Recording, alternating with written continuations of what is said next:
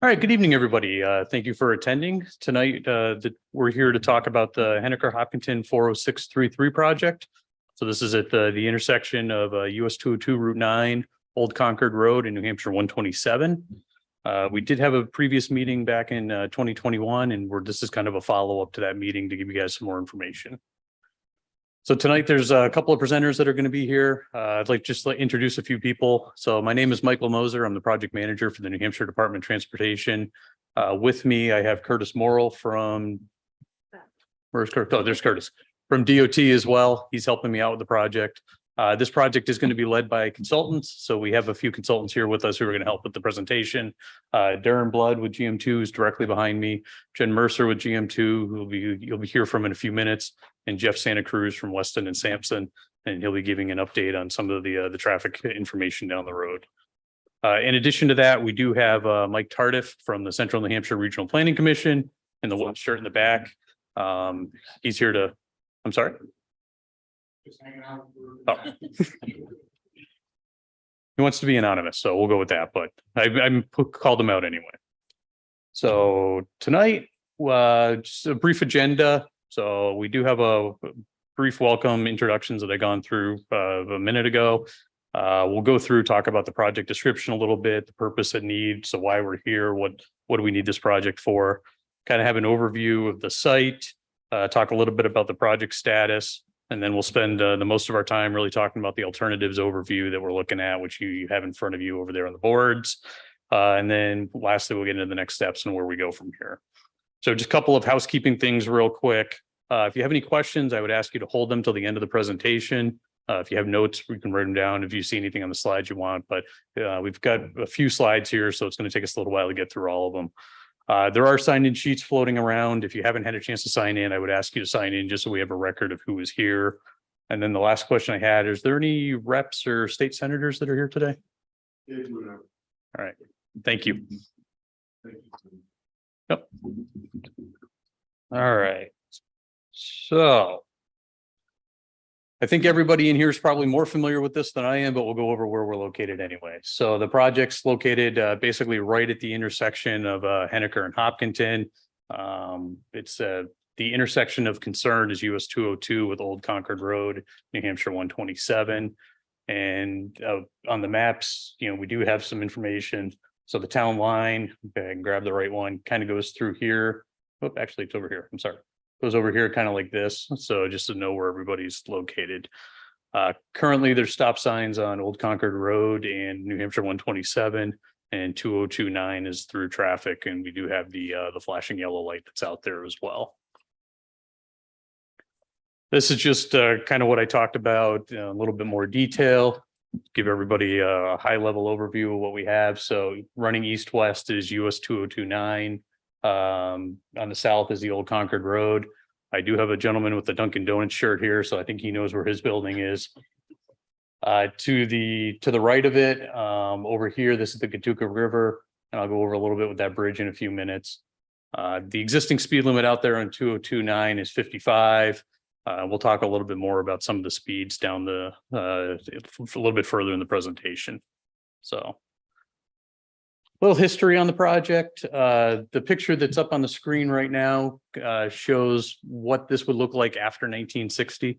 So prior to 1960, the existing US 2029 kind of went up here crossing the river and then came down following this. The Concord Road, New Hampshire 127 were realigned at the time when we came through and took 202 all the way down. You do see there's a pretty wide area there. So at the time when we did this in 1960, we were thinking that there could be two barrels in the future. As of right now, we've only put the one in, but we do have quite a bit of right of way out there that we'll talk about down the road as to where to allow us to do some of this work. Like I said, 1960, we built the barrel that you're looking at.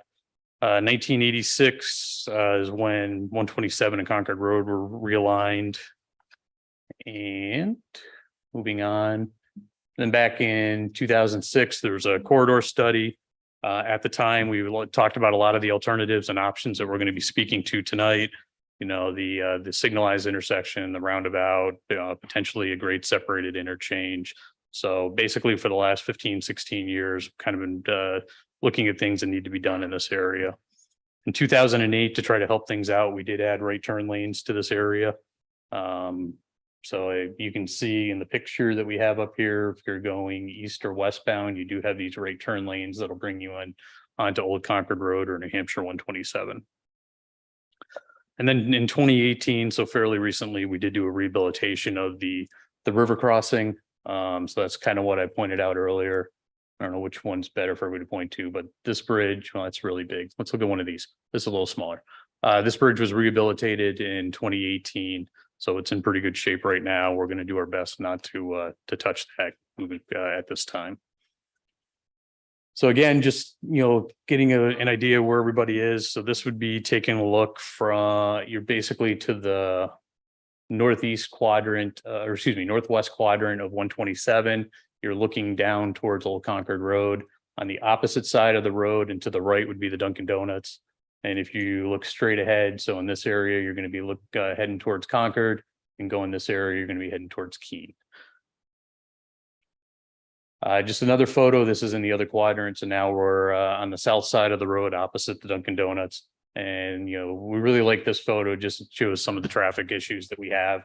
You can see that we have the white truck that's coming eastbound, making the left onto 127. We have this red truck right here that's waiting to turn into Old Concord Road. We have another white truck. White seems popular, by the way. Coming out of Old Concord Road, it looks like they want to make the right to head towards Concord. And then we have quite a bit of through traffic that's coming at us and going away. So, oops, wrong button, sorry. So from a project development standpoint, we try to use a very similar approach every time we do a project. So this just gives you a rough idea of what that process is and where we are right now. So we usually start off with data collection, go through, gather as much information as we can. So we gather traffic volumes, traffic counts, crash data, information on the existing roads, survey information, all that at that time. We do, an engineering analysis to try to understand what some of the problems are, and to talk about the purpose and need of what we're looking at. Go through, develop alternatives. So this is, in this case, we have the 3 alternatives we'll be talking about tonight. And then, obviously present for public input, which is what we are doing here tonight. Once we have that information, we can move ahead, have our selected alternative. That's probably going to be by the end of the year or so is what we're anticipating right now. If there's any right-of-way concerns and we need to take any right-of-way, we'll have a public hearing. That's a very formal process. Depending on which alternative is selected, we may or may not have to go through that with this project. And then finally, to finish off our preliminary design, we do the NEPA process. So it's the National Environmental Protection Act, and we'll talk a little bit more about that in a couple of slides here. But once we can finish our NEPA process, that concludes preliminary design. We move into final design, go through, and as you can see, we just talk about a couple of the details, some permitting. If there's any right of way that we need to acquire, we'll do that at that time. So if everything works out, and I'll show a schedule later, we're hoping to have that completed by the end of next year. So that's just a really high level overview of where we are. At this point, I'll turn it over to Jen, and she'll go through some of the project details with you, and then I'll come back later and talk some more. So thank you.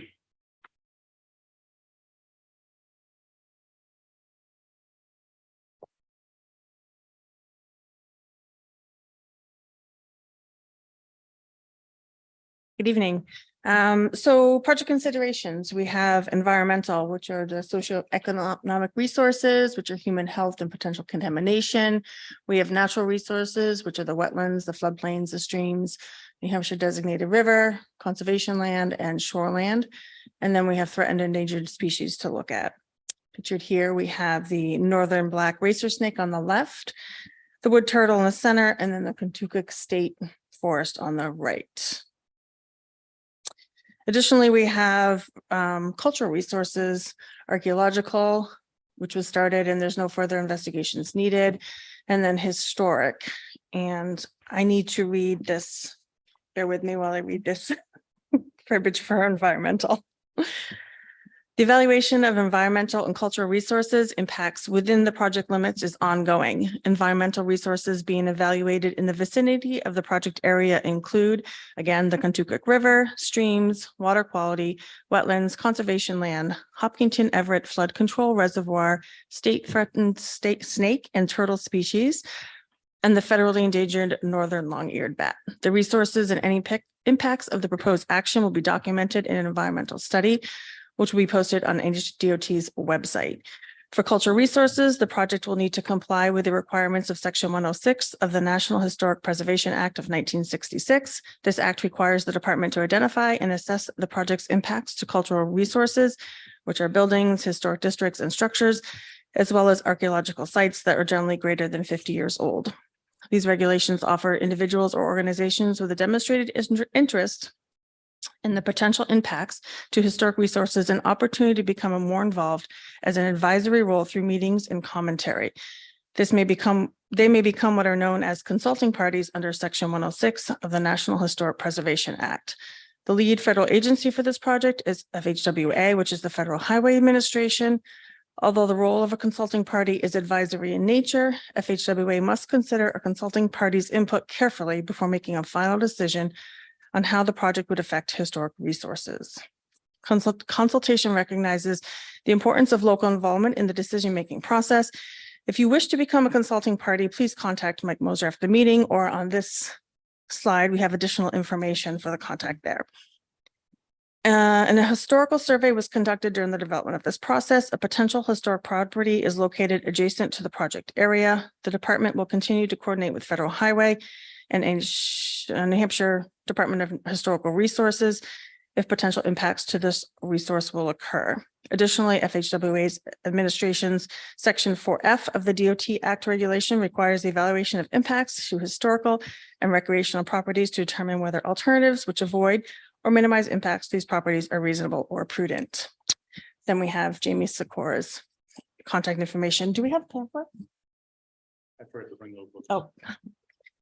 The link at the bottom over here on the right will show you the two pamphlets that you can see up on the screen, which we don't have. Thank you for bearing with me with that. Okay, project considerations. Right of way, as Mike explained, we have quite a bit of right of way in the project limits. It's the darker, not shaded, but you can see the aerial photography coming through darker, and that swath along 20209 and Old Concord Road into 127. That's all currently state-owned right of way. The red line you see there is the town line between Henniker and Hopkinton. And then an additional resource we have, like Mike mentioned, was the Kentucky River Bridge, which is right there. Data collection, as Mike had mentioned, we have to collect data in order to proceed with the process. Survey is all done. Traffic data was collected, but then it was recollected about a month ago, just to verify that the data we were using during design is current. We recently updated the safety evaluation, and then we have done the site review of the project area. Utility verification will happen in the next phase, and then the environmental review is ongoing. Oh, and now Jeff will talk about traffic.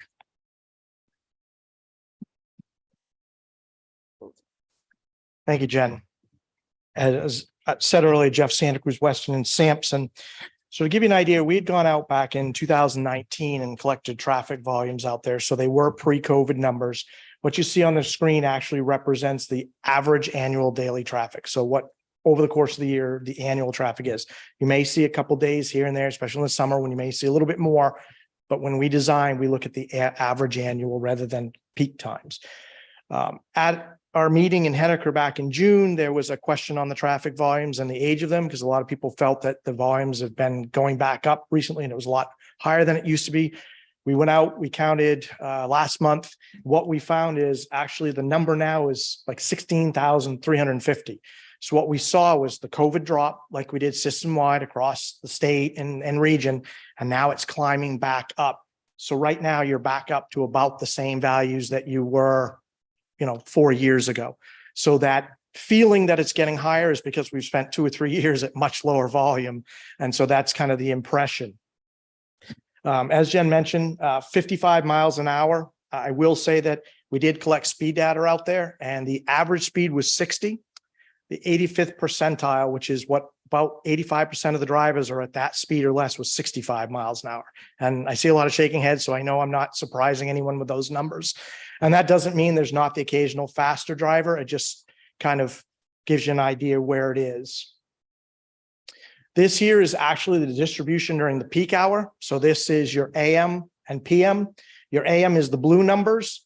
The PM is the red numbers. So that's actually physically when you're driving by in that AM hour, that's how many cars are going through, and that the arrows all kind of give you the distribution of where people are turning. So you can kind of get, whoops, sorry about that. You can kind of get the feel, you know, in the morning, obviously you got much more cars heading to Concord. And then in the afternoon, you've got this. Obviously in the morning, you've got a lot more traffic coming out because of the Duncans, I'm sure, which you guys love. And then in the afternoon, you don't see quite as many turning back in. So this is just kind of, we use this data for our analysis to try and determine how the operations are going to be, where the turning movements are, and how we're going to design the roadway to accommodate these movements safely and efficiently. So safety analysis, we had done the safety analysis back when this project originally started a couple of years ago. And again, when we were in Henniker back in June, there was some question on, is there any newer or more up-to-date data? So we've gone back out over the last couple of weeks with the help of the department and got some more data, some more data points. And what we actually found, we originally had 16 crashes shown, and now we show 60. And what this was is we went back out and captured about 500 feet on all the different approaches, kind of looking at the influence zone of the intersection. We understand there are still crashes half mile, a mile out that occur, but we were trying to really gain the ones that are really influenced by the operations there. And as you can see, we now have 60 crashes over the last 9-10 years. 77% of them were more than one vehicle. That could be a rear end, it could be a side swipe, it could be an angle crash. If you have one vehicle, a lot of times those you run off the road. It could be an animal strike, things like that sort. 18% of all 60 crashes involve some sort of injury, and the remainder were mostly property damage.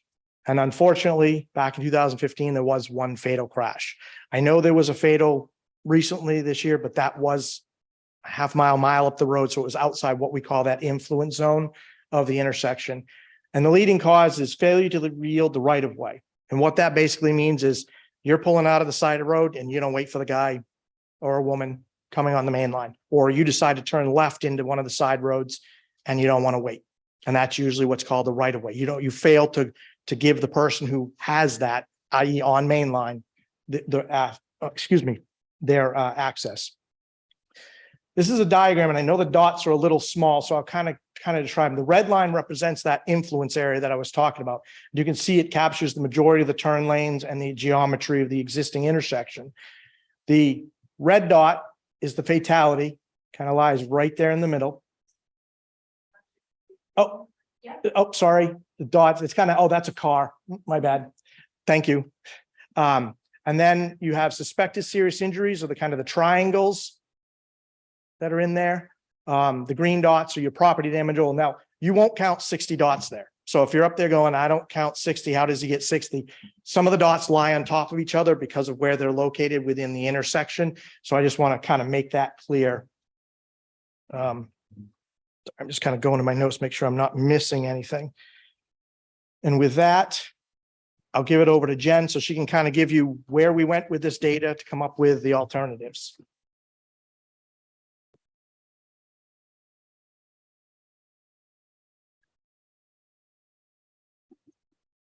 Okay, so alternatives. The first one was a no build, which is required to do, just to see what would happen if we didn't do anything here. We don't go into that any further than listing it as an alternative. Traffic signal, roundabout, and grade separation. The traffic signal requires a formal engineering study. Typically, this intersection does not meet the required MUTCD warrants. Traffic signals can unnecessarily cause delay on the main line when traffic is stopped, but it will allow a dedicated opportunities for the side roads to make turning movements. Traffic signals also have the potential to reduce most severe right angle crashes. However, they can increase the rear end crashes. There's also conflicting priorities between mobility and safety. In addition, a traffic signal in this area would be the only signal on the 2029 between I-89 and Keene. This image at the bottom here is just a generic image of a traffic signal, and we've seen them all, but this one is US Route 3 in Hooksett. And this is hard to see because it's so far away, but it's the same as the first board over there. This is a traffic signal alternative for this area. The yellow is the travelway. The brown is the shoulders.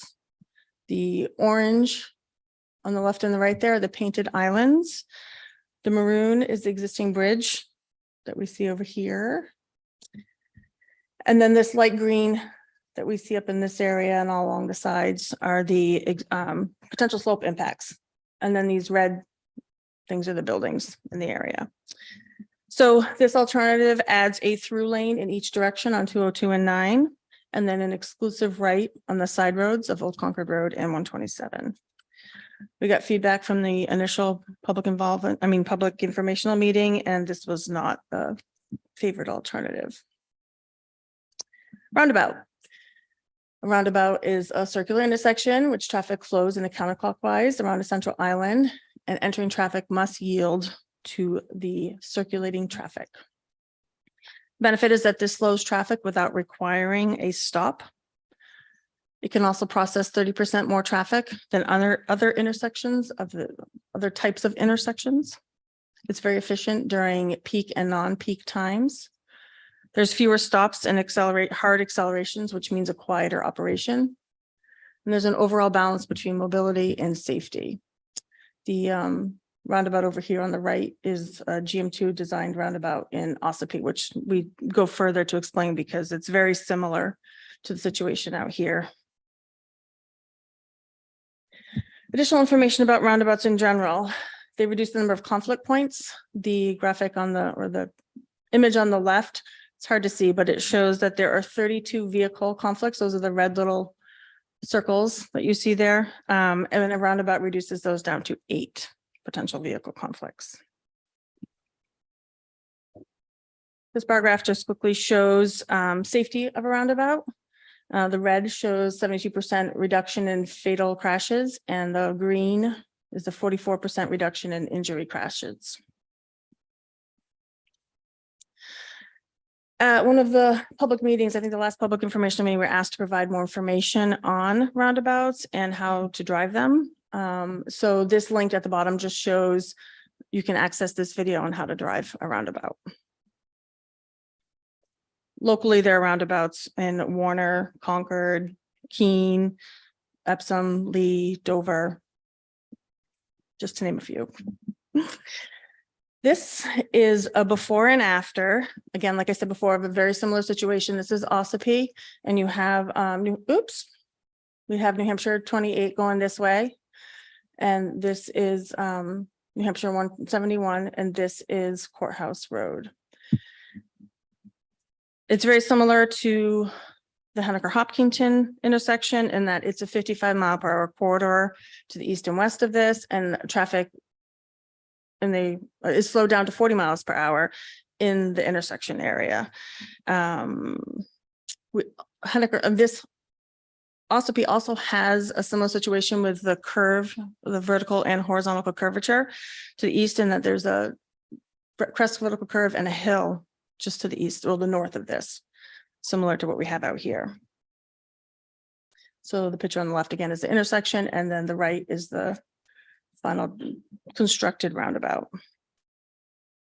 So this diagram shows that the same corridor area, the colors, if you look down at the bottom, the green slower to red faster. And you can see that, well, actually outside of this snapshot, it's 55 on all sides. So, oh, not all sides, on 28 coming from the north and south. This diagram is shifted sideways. So in the 2016 condition, traffic was going around 50, 55 when it's supposed to be 40. And then it would slow down to 40, 50 right in the intersection, and then it would speed up again. In the 40, it would be going 55. But now with the roundabout, you can see here, it's in the yellow area. So it's 40 here as they slow down to go into the roundabout. And then it's the 10 to 15 miles per hour through the roundabout. And then it speeds back up again. And this graphic shows that while we've slowed them down in the previous graphic at the intersection, the quarter segment is still, and you can't see it because it's behind there. But the 85th percentile, as Jeff described, the average speed through the area in 2016 were 55, and then we've slowed them down to 42 in the whole quarter area.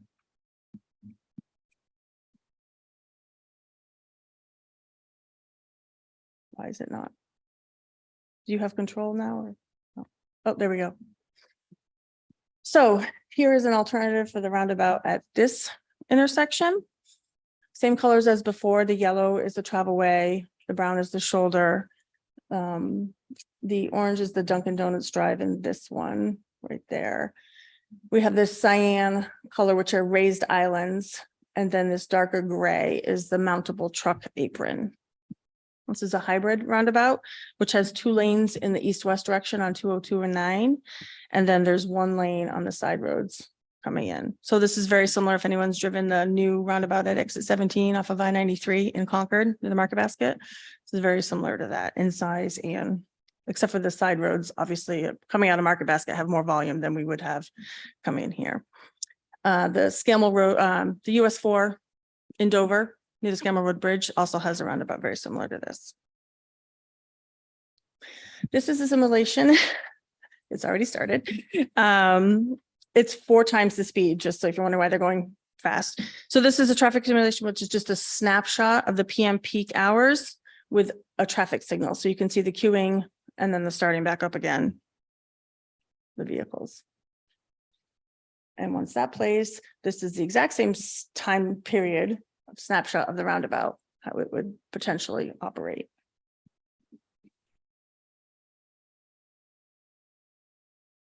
Four times the speed.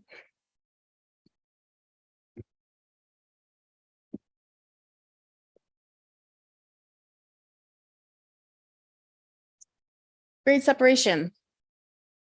Many people, if you don't know, it's a system of roadway connections that provide the movement of traffic between 2 or more roadways at different levels or elevations. The benefit is it's uninterrupted traffic operations on the main line. It does could reduce most severe high-speed right-angle crashes. However, it does introduce conflict at the ramps and the merge points. There's also a large footprint that is associated with this, which requires property rights, potentially full acquisitions. There are additional wetland and resource impacts, and then existing impacts. Impacts to the existing bridge over the Kentucky River. It also has a significantly higher cost, approximately 10 times the other 2 alternatives in the current budget. It's not funded in the 10-year plan. There's a much longer design and construction duration. And most importantly, it does not address the immediate safety issues. And this interchange is just the Durham Route 4 and New Hampshire 155 interchange. And this is the grade separation alternative. Again, the colors, yellow is the travel way. It's the one down here at the bottom, the bigger one. Brown is the shoulder. We have maroon, maroon for this new bridge that would be 127 and Concord Road over 202 and 9. And then we would have to widen the Kentucky River Bridge in order to fit the acceleration, deceleration lanes in there.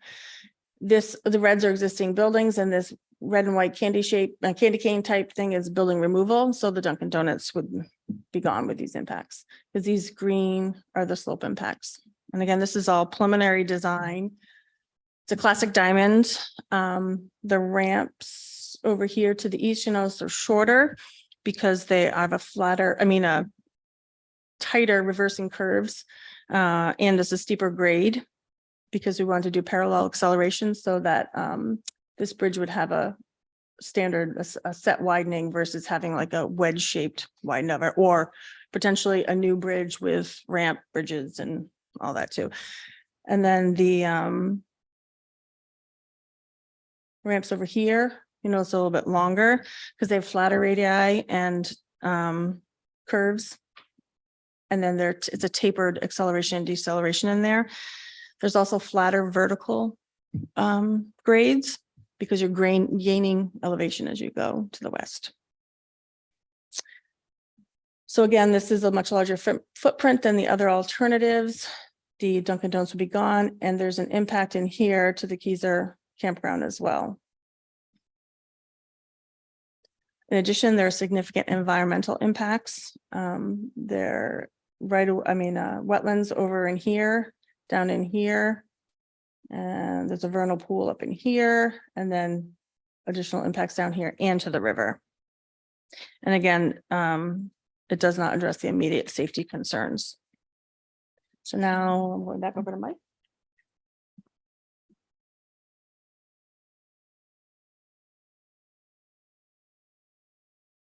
All right, we're getting close to the end, so thank you for bearing with us here. So what we're going to do next, I just have the summary slide that I want to go over. It's kind of wrap. Apparently I'm done.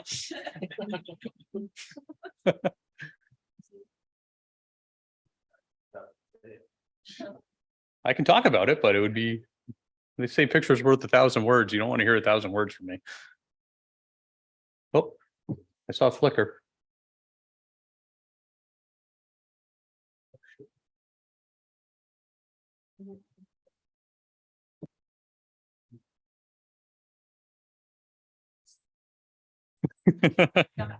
Oh, we got us back. All right, so there's my 1,000 words. All right, so what this does is this basically compares the three alternatives that we've talked about. So the traffic signal, the roundabout, grade separation. Going back, I didn't lose it. I'm not over there. So let me talk while we're trying to get it back up. So if you there was a slide. No, we lost it again. Early on, there was a slide where we talked about every time that we do a project. Maybe you should hover over it. That seemed to work well.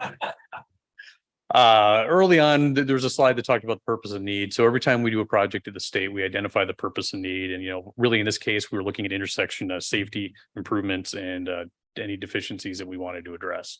So this goes through and kind of talks to this. And I will keep talking. So everybody should take a picture with their phone so you can see it in case it goes away again. So what you can see here when it's visible is with the traffic signal in the roundabout, there's a lot of similarities in there. So, we don't anticipate any wetland impacts. We don't anticipate any right-of-way impacts. Conservation land, again, we're still within that right-of-way, so we don't anticipate any issues there. We don't anticipate any historic impacts at this time. Traffic control, we will be looking at a few things in final design. But generally speaking, if we put a traffic signal in, we're going to maintain everybody the way it is right now. If we have the roundabout, we're going to be looking at a little bit of temporary widening to move people around while we build the circle. Time frame wise, we're looking at about a little less than a year to do the intersection improvements. And if we do a roundabout, we're probably looking at about a year and a half. Converse, so those two are very similar, which is why I grouped them together. The grade separation, you can see that we have some more issues that we'd have to deal with. So we have the wetland impacts. We talked about the bridge that would have to be either widened or rebuilt. There's some stream impacts due to that as well. There's obviously right-of-way impacts. We'd be looking at the slopes would be outside of the lines that you see on the paper there in a few locations. Time frame would be extended from the design standpoint. We anticipate there to be some historic impacts in this area. Traffic control would be looking at phasing stuff. So we'd be building the bridge in phases. We'd be building the the ramps and the overpass while we're still in on the main line, and then making some adjustments that way. Construction duration, we're anticipating that it's going to be about 3 seasons in order to do that. And then the biggest thing that you see in there is the time frames. So right now, we could do the intersection, or we could do the the signalized intersection or the roundabout. We could do probably starting sometime in 25. If we look at the grade separated interchange, as we mentioned, it's not in the 10-year plan right now. We don't have any funding for it.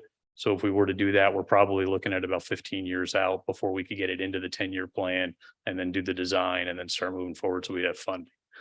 So as Jen mentioned, our concern now is the crashes that are happening. And we're a little concerned about that time frame, because essentially we wouldn't be doing anything until that grade separated interchange. And then, as we discussed previously, I have some cost estimates there that we're thinking about. So we're looking at about 2 million for that signalized intersection, the widening that needs to occur, about 2.8 million for the roundabout. And then as of now, we're looking at roughly $21 million for that grade separated interchange. And that's in today's dollars. When we go out to 2040, those numbers are going to increase as well. So with all of that said, can you click on?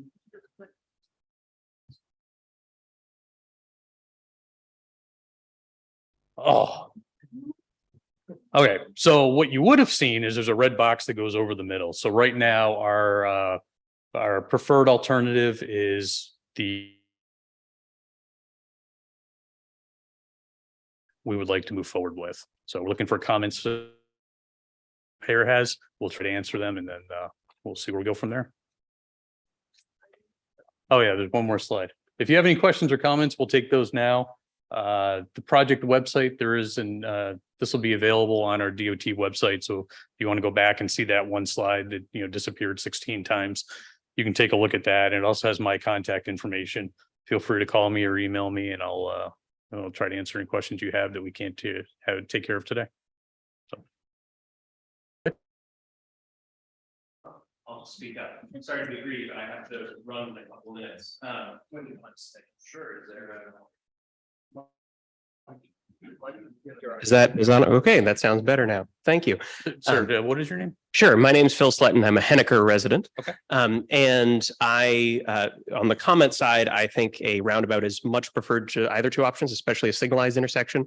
Obviously, this one's out of budget, so I consider that further down the list. But signalized intersections don't get cars through as efficiently. They have more opportunities for T-boning and 90-degree accidents. Some of the evidence that you presented here, I've seen other evidence around average wait times. Roundabouts are much lower in terms of average wait times. I have a couple questions. Yep. One is why a 2-lane roundabout as opposed to a single-lane roundabout throughout? I think that people sometimes find 2-lane roundabouts quite a bit more complicated than single-lane roundabouts. And a truck apron can handle a lot of the larger traffic that would come through. So I'm curious as to why 2 lanes in the east-west direction. I worry a little bit about high speed, especially in the evenings, people just cutting through those lanes, as well as when there's higher traffic volume, people being confused and potentially causing more glancing blows, but still more crashes that way. Second, I'm curious as to why there's not an option that is a protected median, where you have a median strip that has curbs and allows for cars to pull across one lane and then shift to the second lane and wait in that middle spot, at least one car at a time. So they wouldn't have to necessarily cross both lanes of traffic. They could at least get across one and move their way onto the other. That is not ideal for a high traffic volume situation, obviously, but this cross traffic isn't super high traffic volume relative to what we see at other intersections where roundabouts are definitely a preferred alternative. So I was just curious as to why you didn't consider that. I think I would still prefer a roundabout to that. Third, there's a grade separated diamond intersection that is about a mile east. And it's not very far away. And I'm curious if there was any consideration of making it so that the left turning traffic on 127 could get eastbound on 202, taking advantage of that intersection somehow, whether that's connecting where old US Route 202 used to go with Tamarack Road, or connecting to Country Club Road across the federal dam land. That being said, I know bridges are expensive and the Kentucky River is there, or at least part of the Kentucky River is there on one and the full Kentucky River is there on the other. So that may be the answer to that question, but I'm curious if that was considered. Thank you. Okay. I jotted down some notes on this one. So The first thing I'll say is that we don't have a full 2-lane roundabout, so this is a hybrid roundabout. So we're looking, and that's based on the traffic volumes as to how much each lane can handle. So during the peak time frame, the 2 lanes are going to handle the traffic better. If we start looking at a single lane, then you saw the what's the word I'm looking for? Simulation. Thank you. That we had that showed going through, we really didn't have much of a backup. If we made that a single lane, you're going to start seeing traffic backing up on both sides. Slow down to 50 miles an hour and then that backs people up. Okay. Correct. Yep. So that's why we were looking at the hybrid side. Your second question regarding the median, we have talked about that internally. There's no, granted, there's no roundabout either, but one of the things we were trying to do is kind of keep the nature, from 89 to Keene. There's no stoplights that are there now. We have the ability with some of the grade separate interchanges or some of the at-grade intersections to make those turns now. It was something we talked about. Jeff, you want to field anything on that, or That's No. somewhat designed Jen? to put the raised median. We didn't even look at it. You wouldn't be, because then you wouldn't have to accept that, right? You're talking raise me the whole way or the protected? Protected? Yeah, I don't want. So it's something that we can look into. Like I said, have talked internally about that, but we haven't delved into that in detail. I have my doubts that would be superior to a roundabout. Roundabout's probably superior. I was curious if that was one that you considered. And- They're also being eliminated throughout the state on facilities like this, the protected left lane and the maintenance that goes along with a raised island on a high-speed facility. So that weighs into it. We're doing a project similar to this in Durham, and that's why that was eliminated there. District maintenance forces don't want to have to deal with a 7-inch curve when there's, for snow on the ground. And then the last question you brought up is the interchange to the east. We have looked a little bit at that and how, the two grade separated interchanges would interact. Right now we're showing on the east side of the bridge, it would probably be a lane drop. And final design, we may have to look, that might be an auxiliary lane, which would go all the way through because they are about 0.6 of a mile apart. So there are some issues over there. As you indicated, bridges are expensive. So we're trying to avoid putting more bridges in. And really when it comes down to, like I said, that purpose and need of what we're looking for, these first two options really address that need without getting into some of those added expenses. So, yep. Next. Hi, Dave Simeone. I live in Henniker. Actually, I live in Highland, so we would have to use the 127 access, which we try to avoid like the plague because it's so dangerous. Little backstory, our son was in a T-bone accident on the old West Hopkinton Road a year ago. He's fine, and the other kids were fine. This is key for us. I'm a big fan of the roundabout for a lot of reasons. We're talking about configuration of it. One thing I was thinking or kind of hoping for people to not go into the roundabout in the first place, in particular, getting on off the actually in all cases, I think it would be very helpful. The other is like the Ossipee one was a really good example. By the way, great presentation. But like how is the capacity of what we're looking at here versus other roundabouts of similar size? Are we looking at, like I think of the Leave traffic circle and Epsom and so on. Are we in a similar range of traffic? Are we going to see at 5 o'clock on a Friday, which is a nightmare to get across? Is this going to be able to handle that kind of capacity? Okay, thank you. All right, so I'll start with the first question that you asked, talked about slip lanes. I think as you saw with the traffic volumes that we had and whether they turn left or right, there's not a lot of volume that's doing that. So the slip lanes are really to try to get those traffic that's going. Let's just an example, if you're going west on 202 and you wanted to go north, just have that slip lane avoided altogether. There's not a lot of traffic movement that's doing that, or the left. So really the focus is going to be that east-west direction, which is why we haven't looked at the slip lanes. Regarding the level of service, Jeff, do you want to talk about that at all? In terms of, come up there, so- Yeah. You can talk into the microphone. From a level of service, I'm trying to kind of remember the question, so I'm going to look down here. On the roundabouts, have you been to the roundabout at exit 17 off I-93 in Concord? Same geometry, The volumes are pretty similar. I just checked this morning and the volumes that they did counts back in 2022 were 15,000 roughly on that road. And that was before the full development of the interchange development project. So it's anticipated the volumes are up. So they have about the same mainline volume that you do here, give or within 1,000 cars, over the course. But they actually have a lot more traffic coming from the side street. They particularly put the slip ramp in because the majority of traffic coming out of that development is making the right and getting right onto the highway. So it's an easy get them out of there. Here, you're talking cars in the 100 to 150 range. It really didn't warrant a full slip lane when we took a look at it. Capacity wise, it can handle. We did do a dedicated right turn lane here so that the lefts and the throughs will be in one lane and the rights would be in another on the side streets. So at least they're not stuck behind somebody who's trying to go straight across if they see a gap and they can get out on the right. What you'll find in projects like this is, with the 2 lanes coming in and the traffic going around, especially when, if you think about it, you have to yield to whoever's in the circle. So every time a car, say, is coming westbound and wants to turn in and say, go to Old Concord Road, the people turning out of Old Concord Road get a gap in that traffic flow. And then during the course of the peak hour, there's natural gaps that occur as people come up and slow down because they're not quite sure until right to that person though on the roundabout here.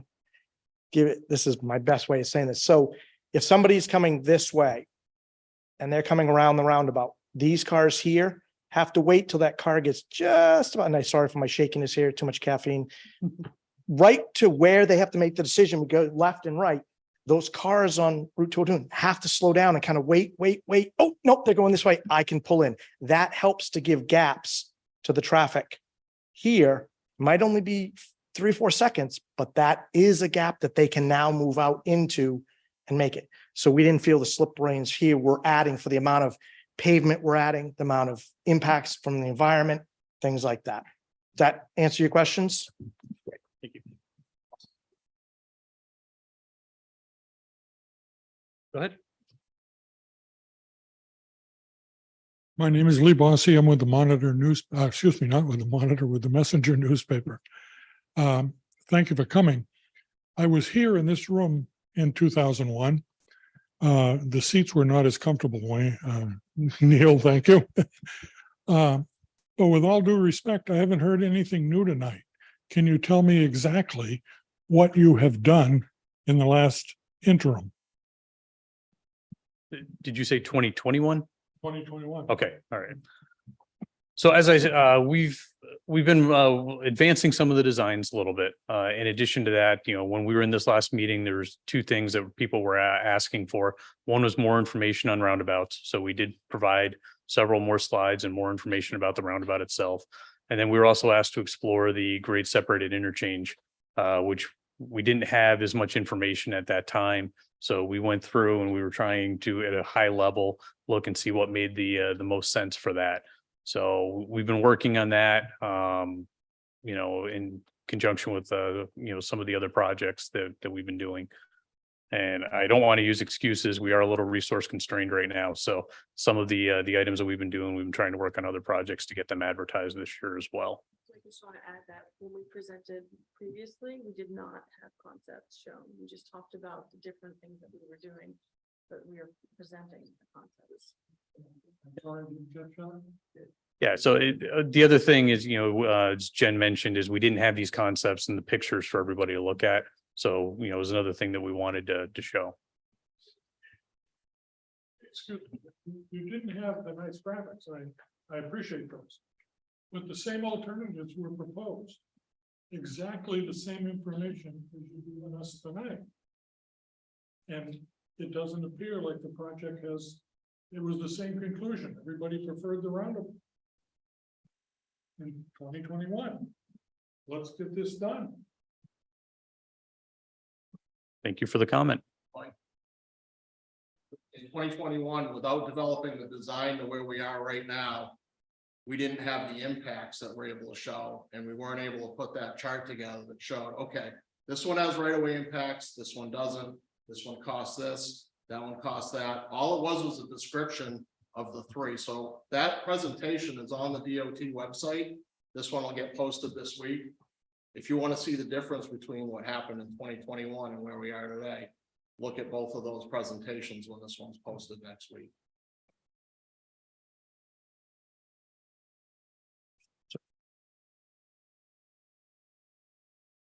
My name is Ron Klamarzik. I apologize. I came in a little late. Maybe you addressed this, but I moved into town in 1979 and the traffic on this highway as well as 89 has increased quite dramatically, since 1979. This 2029 was, you see by the right of way width was originally, I think they had a 4-lane highway conceiving when they laid this out. And the original intersection when I moved here in 1979, 127 and Concord Road did not line up. And that was a real disaster when people were going to the center lane and trying to make the turn at the same time they would hit head on. And when this was laid out in the 50s, I'm assuming as part of the flood control project in the original construction of 89, it was obvious that they didn't anticipate the development that happened on Old Concord Road and all the growth that commuters coming in from Henniker and Hillsborough into the Concord area. Is that plan on making that a 4-lane highway completely dead in the water? I mean, they had the foresight to consider that, but by putting in the roundabout, I mean, if they were to make that 4 lanes, would have to be redone to go to the bridge structure. Is any thought given as to when that may become a 4-lane highway, or was a nice idea then, but completely unrealistic now? So what I would say is when this was originally switched over in 1960, we did have some brief slides early on before you got here. There was the thought that this would become a major east-west highway, and the right of way was purchased and it was set up so that you'd have that second barrel. I would say that over time, the thought of the department has changed. The traffic volumes right now don't warrant having that second barrel, but we do have the ability if we need to. And I think you can see as we move further to the west, whether it be Hillsborough or even further, towards Keene, the nature of the roadway really changes and it becomes more of that 2-lane road. So, I think you'd have to, while you were correct, traffic volumes have gone up. You'd need to see a significant increase again before we really consider this going to a split barrel with the 2 lanes in each direction. And long time ago, they were proposing or making a Route 101 in the southern part of the state, from Keene to Manchester, a limited access highway, connecting like the Milford bypass and a few other sections. That traffic is getting horrendous down there now too on 101. And because these both end up in Keene, I'm just wondering, at some point, something's going to give, and I'm talking years down the road here. Would you guys be looking at improving 101, which would then kind of draw some of the traffic away? Because some people come across, when from the seacoast on Route 4 and then head down as opposed to taking 101 and all that sort of stuff. So. Yeah, so from a what I'll call a global perspective, if we look at a statewide level, we're looking at traffic modeling throughout the state, and we're seeing where things go. There is some talk right now. We've started making some of those changes from Manchester to Bedford, where we've added that second lane in each direction, and we split those. It's obviously not what you'd see from Manchester to Portsmouth with the 55 miles an hour in that area, but we are starting to look at certain areas of the state. Generally, what we try to do is project out for 20 years, find out what we think those traffic volumes are going to be, and then design for that situation. But like I said, from the southeast or southwestern part of the state, we are taking a look at some of that modeling, how that works, and we'll advance some of those roadway projects with that in mind. Thank you. You're welcome. Anybody else? Sir. Can I just speak here? I think we want to get the questions into the, sorry. Okay. Sorry if I missed this, but I'm wondering if you could just tell the audience what right of way and construction is programmed at for what years and what the status is in the 10-year plan. You're talking about for this This project? project, yeah. So depending on the options, if we use either the first two options, we don't have any right away that we need to purchase. Right. So we don't have to worry about that. Construction again, as I showed in the last slide, which, can I get back to it? All right, there we go. The construction time frame that we're looking at is probably 25 into 26. 2025. Sorry, I missed that. Nope, that's fine. Sir, Just following up on the, can you just state your name? yeah, sure. Stephen Whitley here in Hopkinton. Thank you. Following up on the slip lane discussion, if the traffic counts or development intensifies, if you went, is there an option to go back and add a slip lane? Like, what would that look like? Is that a possibility? I would say yes, depending on, what those traffic volumes look like and what we start getting for those right turns. I assume that you're talking about onto 127. Yes, correct. Yep. Yeah, if the volumes warrant that, we could go back and look at it. That would be a relatively easy one to do just because, we'd be looking at that one quadrant and we'd already have, everything kind of built out on the left side of it. But that is something that's something we'll have to look at down the road if that development warrants that. Okay, thank you.